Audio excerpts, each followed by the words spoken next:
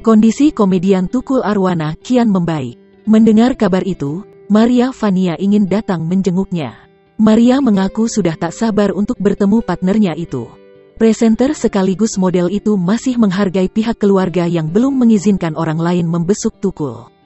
Aku masih menunggu kapan bisa besuk beliau. Karena aku menghargai segala privasi keluarganya, ujar Maria Vania di kawasan Kemayoran, Jakarta Utara, Selasa, tanggal 26 Oktober tahun 2021. Tapi aku udah minta Mas Kimon untuk dikabari kalau Mas Tukul udah bisa dibesuk karena temen-temen udah pengen banget jenguk Mas Tukul, bebernya. Maria mengaku sudah mendapat kabar bahagia bahwa Tukul mulai membaik dan sudah boleh pulang dari RSPON. Yang aku tahu sih Mas Tukul udah boleh pulang, kondisinya juga udah membaik, beber Maria. Komedian Tukul Arwana terus menunjukkan perkembangan kesehatan ke arah yang baik, usai pulang dari rumah sakit pada tanggal 16 Oktober lalu. Tukul sempat menjalani perawatan selama sebulan akibat pendaharan di otaknya karena dipicu hipertensi. Saat ini Tukul akan mulai menjalani rawat jalan untuk memulihkan kondisi tubuhnya yang berangsur membaik.